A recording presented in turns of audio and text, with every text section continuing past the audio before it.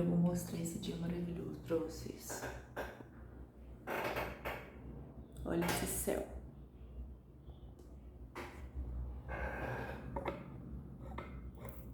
Agora a gente já pode começar.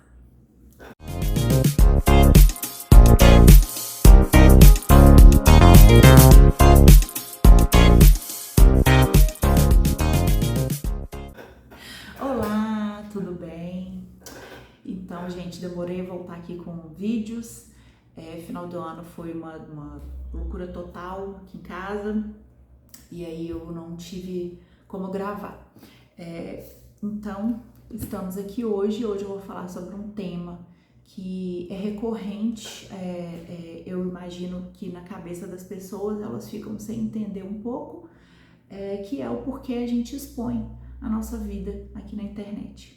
Por que a gente fala sobre a nossa maternidade, por que a gente fala sobre os temas que a gente fala, e o que isso traz, né, para a nossa vida quando a gente resolve abrir. Então é sobre isso que a gente vai falar hoje. Fiquem por aí e é isso. Já aproveita, né, como uma boa youtuber, já aproveita e já curte aí o nosso vídeo, deixa o like, se inscreve no canal, me ajuda aí a divulgar esse trabalho que eu tô fazendo.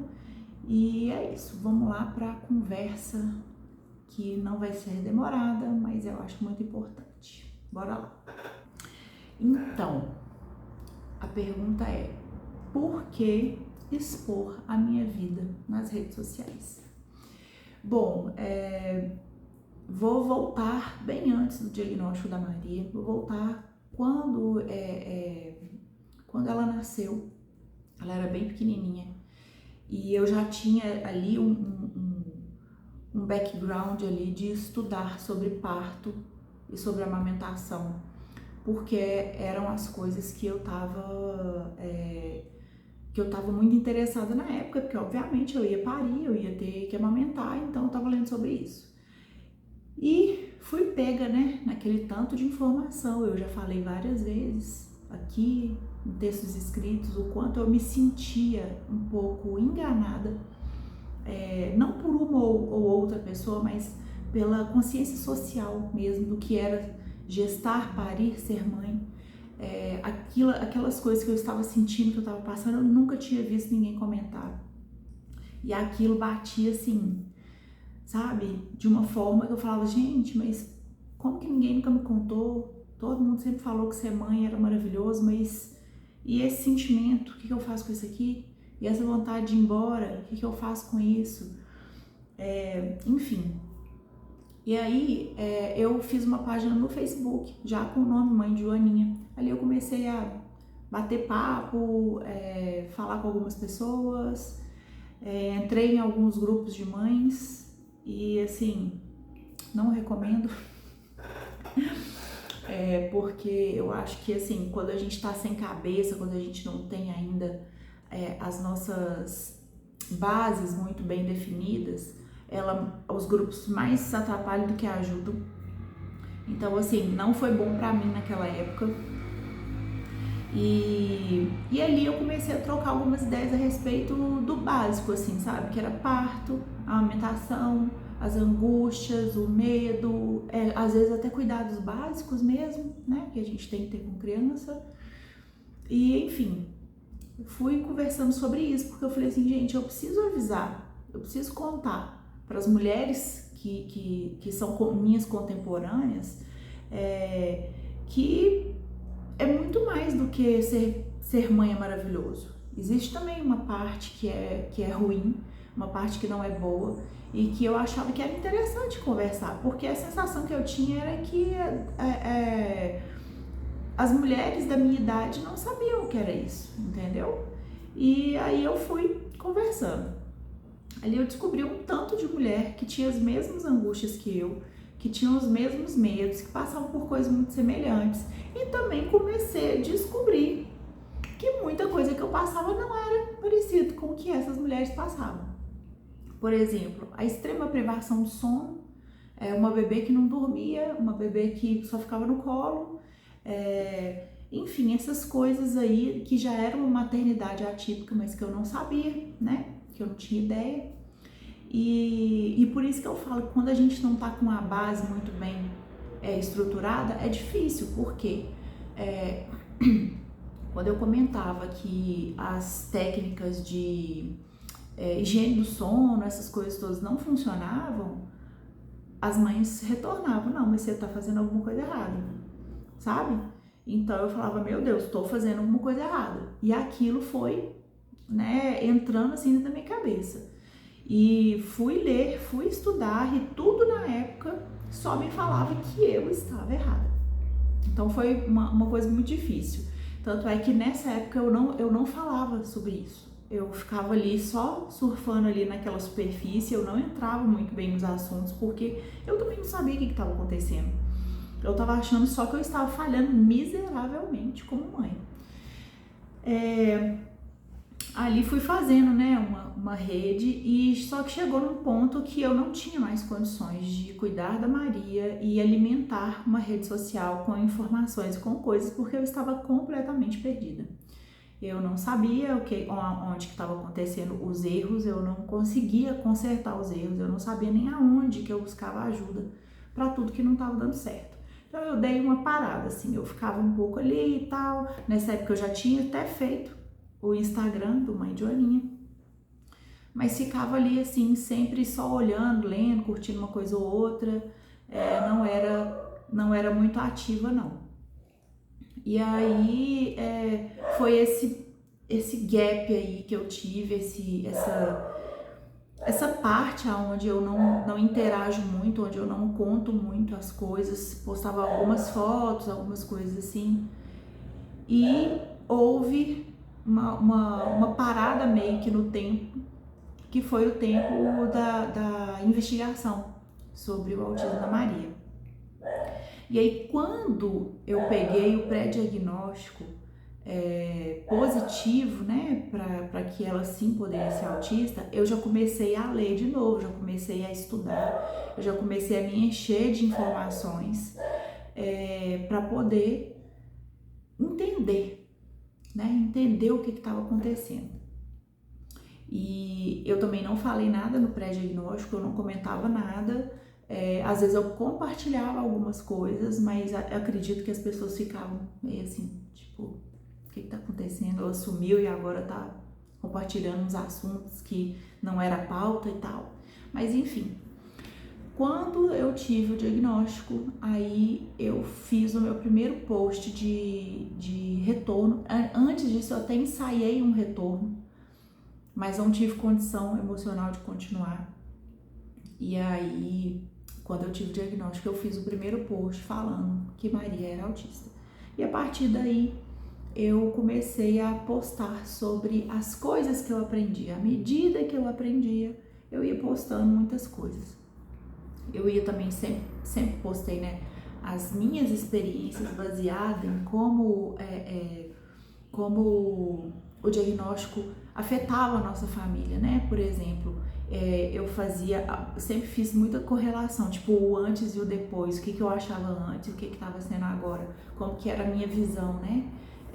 De antes e depois do diagnóstico sobre as mesmas coisas, porque sempre existiram, né, gente? O autismo já estava lá, eu só não tinha condições ainda de identificar aonde que eu buscaria ajuda, mas eu sempre soube que tinha alguma coisa diferente.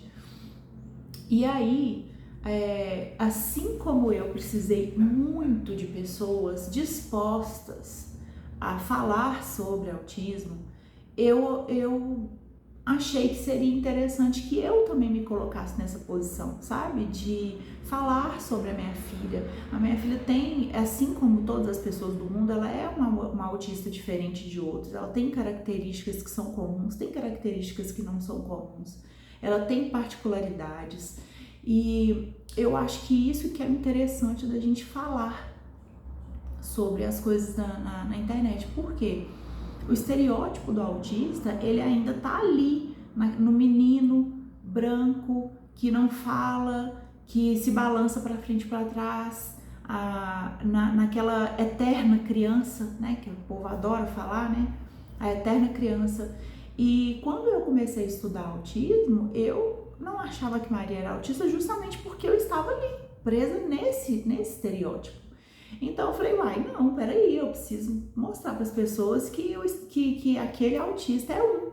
Eu tenho uma aqui na minha casa que é outra. Então eu quis, como que eu falo? Eu quis dividir isso com as pessoas, que existem outros tipos de pessoas autistas, que elas podem ser muito independentes, que existem autistas que são autistas mães, pais, pessoas muito bem-sucedidas, enfim, que as pessoas tirassem o estereótipo, sabe? Que nem toda pessoa autista é incapacitada, que nem toda pessoa autista vai depender 100% de alguém, sabe? Então, assim, eu achei que naquela época, e ainda acho hoje, que é muito interessante a gente dividir, né, essas coisas, para que as pessoas saibam que existem diferenças de um autista para o outro. E eu foquei nisso, porque eu precisei muito desse auxílio, né? Eu precisei muito de ler mães de autistas, de ler informação vinda de pessoas simples, pessoas comuns,